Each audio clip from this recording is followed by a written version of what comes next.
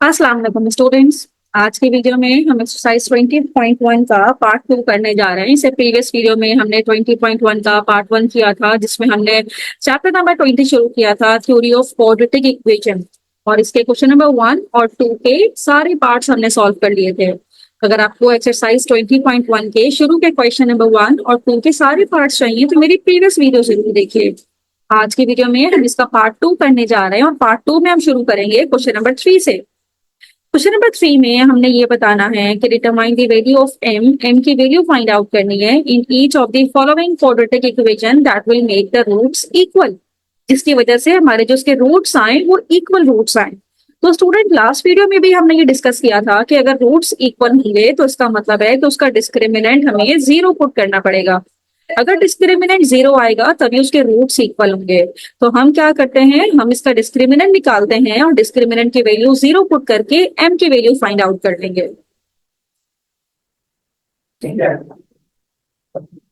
तो स्टूडेंट, सबसे पहले इसका डिस्क्रिमिनेंट फाइंड आउट करने के लिए इसको कंपेयर करवाते हैं हम इसके स्टैंडर्ड इक्वेशन के साथ। इसके स्टैंडर्ड इक्वेशन है a x square plus b x plus c is equals to zero.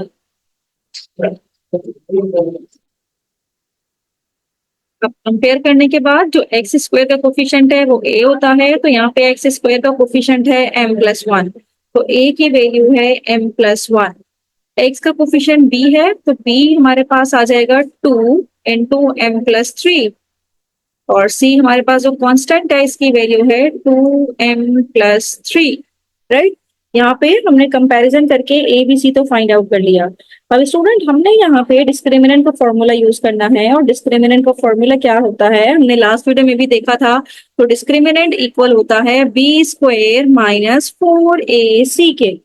अब बी की वैल्यू भी हमें पता है, फोर ए सी की वैल्यू भी हमें पता है, तो यहाँ पे वैल्यू पुट करेंगे। बी की वैल्यू है टू एम प्लस थ्री का whole square minus four, A की वैल्यू है एम प्लस वन, और सी है two M plus three. Right, तो ये डिस्क्रिमिनेंट टू का स्क्वायर फोर हो जाएगा और एम प्लस थ्री का whole square minus four, M multiply होगा तो ये हो जाएगा two M square plus M three से मल्टीप्लाई होगा तो थ्री एम, वन से मल्टीप्लाई होगा तो टू एम प्लस थ्री। और यहाँ पे हम फॉर्मूला यूज करेंगे, कौन सा formula? We know that a plus B whole square is equals to a square plus two A B plus B square.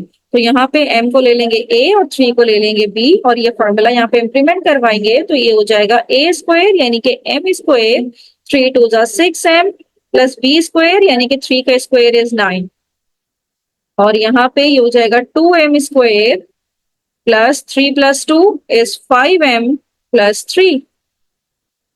Right, तो अब यहाँ पे ब्रैकेट ओपन करते हैं, ये हो जाएगा four M square plus six four जा twenty four m plus nine four जा thirty six minus four two जा eight M square plus minus minus five four जा twenty m plus minus minus four three जा twelve.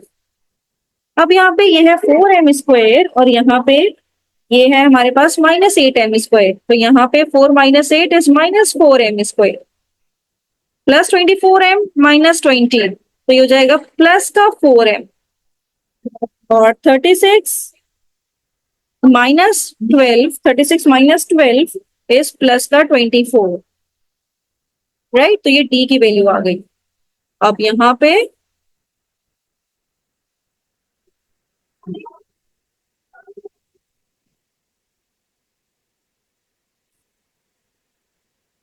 अब यहाँ से हम minus four अगर कॉमन ले लें तो अंदर यहाँ पे बच जाएगा एम स्क्वायर, यहाँ से माइनस फोर कॉमन लिया हुआ है तो माइनस एम, और माइनस फोर कॉमन लिया हुआ है हमने तो ये माइनस माइनस प्लस हो जाएगा, तो फोर सिक्स या ट्वेंटी फोर। राइट, तो स्टूडेंट यहाँ पे हमने इक्वल रूट्स के लिए फाइंड आउट करना है, रूट्स इक्वल करना है। For equal roots, for equal roots जो डिस्क्रिमिनेंट है वो जीरो होना चाहिए, तो यहाँ पे डिस्क्रिमिनेंट की जगह पे हम जीरो पुट कर देंगे, तो ये हो जाएगा minus four M square minus M minus six is equals to zero. अब फोर जब जीरो से डिवाइड होगा तो यहाँ पे जीरो ही आ जाएगा, तो M square minus M minus six is equals to zero. अब मिडिल टर्म हम ब्रेक कर सकते हैं यहाँ पे, तो ये हो जाएगा एम स्क्वायर। इस तरह से हम 6 का अगर एलसीएम लें तो 3 2 6, 2 1 2, तो 3 और 2 में अगर हम ब्रेक करें तो -3m plus 2m -6 is equals to 0। m common आ जाएगा, m -3, और यहाँ से अगर हम 2 कॉमन ले लें तो m -2 3 6, तो m -3 कॉमन आ गया, यहाँ पे m रह गया और यहाँ पे 2 रह गया। तो यहाँ पे m की वैल्यूज हमारी m-3 इज इक्वल्स टू 0, एक m की वैल्यू यहाँ से आएगी और दूसरी m की वैल्यू यहाँ से आएगी। तो m की वैल्यू -3 इधर जाएगी तो +3 हो जाएगा और m की वैल्यू -2 हो जाएगी। तो ये दो मेरे पास m की वैल्यूज आई हैं जो हमसे रिक्वायर्ड थी कि आप m की वैल्यूज फाइंड आउट करें जिसपे हमारे पास रूट्स इक्वल आ जाए। तो ये दो m की वैल्यूज हमने फाइंड आउट की हैं। अगर इस m की जगह पे हम इन दोनों में से कोई भी वैल्यू पुट करेंगे तो हमारे जो रूट्स हैं वो इक्वल रूट बनेंगे, यानी कि उसका डिस्क्रिमिनेंट हमारे पास 0 होगा। Right, now moving toward the next part, question number 3 का जो सेकंड पार्ट है वो है हमारे पास पार्ट नंबर 2, और ये है 9x² plus mx plus 16 is equals to 0। यहाँ पे भी हमने यही सेम काम करना है, यानी कि हमने m की वैल्यू फाइंड आउट करनी है जिसमें रूट्स इक्वल आ जाए। तो सबसे पहले हम इसको कंपेयर करवाते हैं ax² plus bx plus c के साथ। तो यहाँ पे कंपेयर करवाएंगे तो x² का कोफिशिएंट a है तो a की वैल्यू आ गई 9, x का कोफिशिएंट b है तो b की वैल्यू आ गई m, और c कांस्टेंट यहाँ पे है 6। नाउ डिस्क्रिमिनेंट का हमें पता है d is equals to b² -4ac होता है। तो b की वैल्यू क्या है, यहाँ पे m है, m² -4, a की वैल्यू है 9 और c की वैल्यू है 16। तो ये हो जाएगा m² -9 4 36, और 36 को जब 16 से मल्टीप्लाई करेंगे तो 576। और रूट्स इक्वल की बात कर रहे हैं तो इसका मतलब है रूट्स इक्वल तब होगा जब डिस्क्रिमिनेंट 0 होगा। फॉर इक्वल रूट्स जो डिस्क्रिमिनेंट है वो 0 होगा। Right, m² -576 is equals to 0। तो m² ये उधर जाएगा तो प्लस में हो जाएगा, m is equals to 576। Now taking root on both side, तो यहाँ पे √m² is equals to √576, root से ये कैंसिल हुआ तो m की वैल्यू √576 प्लस -24। तो m की वैल्यू हमने फाइंड आउट कर लिया है, एक है +24 और एक है -24। ये दोनों m की वो वैल्यूज हैं कि अगर हम इस m की जगह पे ये वैल्यूज पुट करते हैं तो इसके रूट्स इक्वल आएंगे। रूट्स इक्वल आने का मतलब ये कि इसका डिस्क्रिमिनेंट हमारे पास 0 हो जाएगा। तो इस तरह से क्वेश्चन नंबर 3 के हमने दोनों पार्ट्स कर लिए। Now moving toward the next question.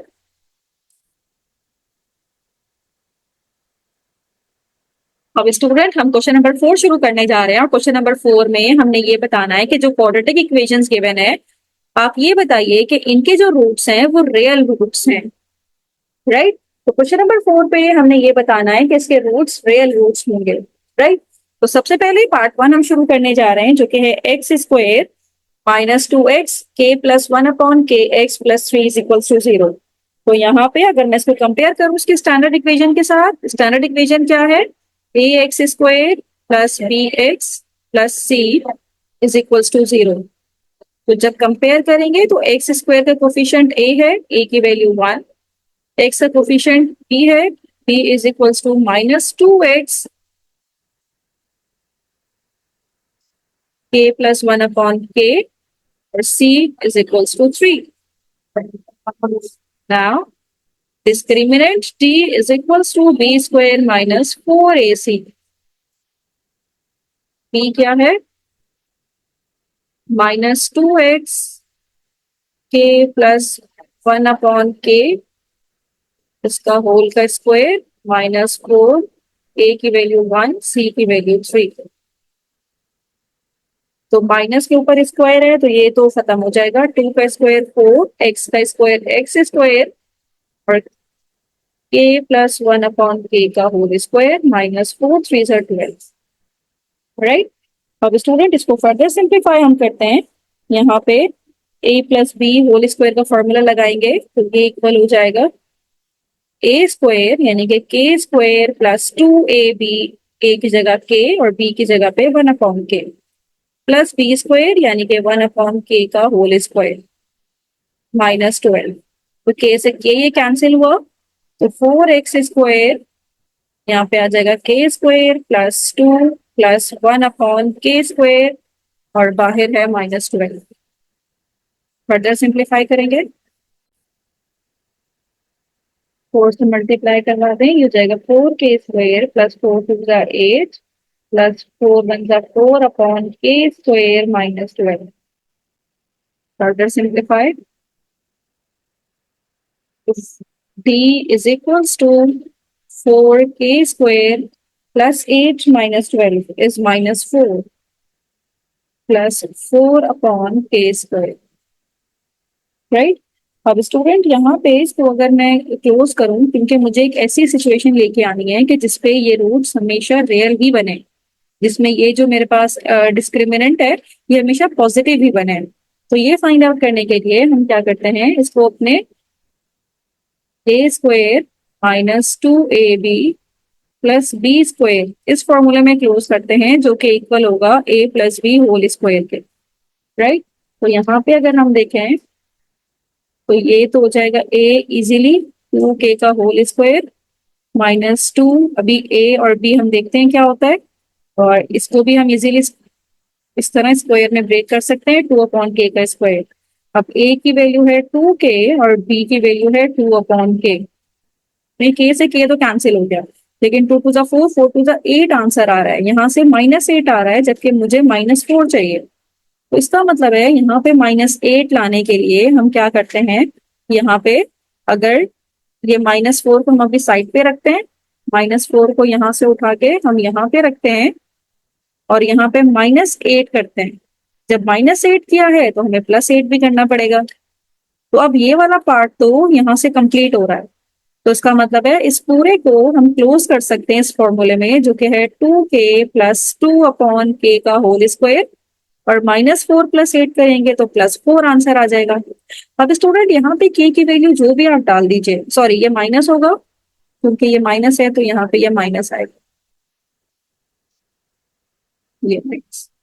तो स्टूडेंट यहाँ पे आप k की जो मर्जी वैल्यू डाल दें, जब बाहर होल स्क्वायर लगा हुआ है तो इसका मतलब है ये हमेशा आपको पॉजिटिव ही आंसर देगा लाजमी तौर पे, और +4 है तो +4 तो है ही पॉजिटिव, तो यहाँ पे होल स्क्वायर है तो इसका रिजल्ट भी हमेशा पॉजिटिव ही आएगा। तो इसका मतलब ये है कि ये एक ऐसी सिचुएशन हमने फाइंड आउट कर ली है, डिस्क्रिमिनेंट की एक ऐसी वैल्यू फाइंड आउट कर ली है जिसमें k की जो भी वैल्यू हो तो इसका डिस्क्रिमिनेंट ऑलवेज पॉजिटिव ही होगा, d will always positive, always positive, और जी डी जब हमेशा पॉजिटिव होगा तो इसका मतलब है इसके जो रूट्स आएंगे will always real roots, will always be real roots.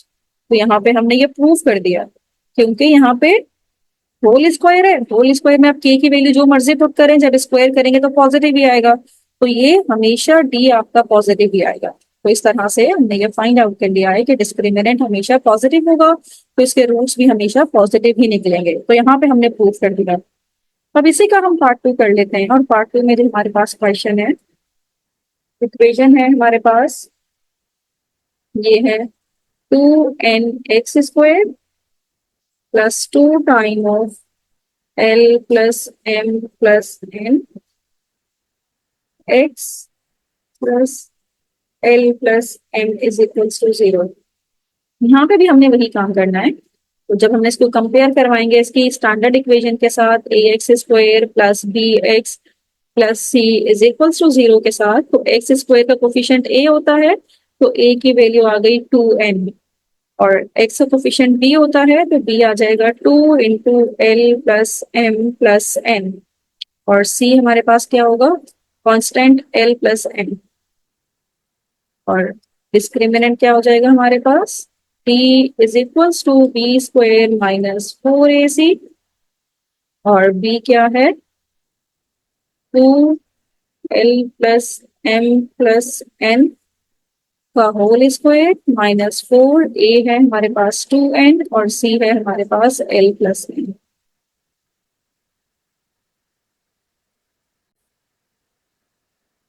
अब यहाँ पे हम एक फॉर्मूला यूज करेंगे जो है a plus B plus C का होल स्क्वायर, ये इक्वल होता है a square plus B square plus C square plus 2ab plus 2bc plus 2ca के इक्वल। तो अब यहाँ पे हम फॉर्मूला फिल करेंगे, 2 का स्क्वायर 4, a स्क्वायर a की जगह पे l, b की जगह पे m और c की जगह पे n, plus 2ab 2lm plus 2bc 2mn plus 2ca 2nl minus 4 two ज़ा 8n into l plus m।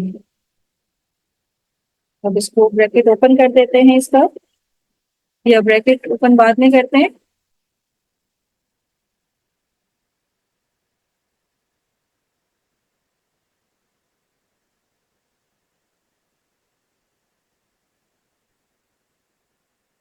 Bracket open कर देते हैं, 4 से मल्टीप्लाई करवा देते हैं, प्लस 4n² प्लस 4 टू ज़ा 8lm प्लस 4 टू ज़ा 8mn प्लस 4 टू ज़ा 8nl minus 8nl plus minus minus 8nm। ये तो कैंसिल हो गया इससे, 8mn माइनस 8mn। तो अब क्या रह गया हमारे पास, यहाँ पे अगर हम 4 कॉमन ले लें तो ये अंदर रह जाएगा l square plus m square plus n square plus 2lm।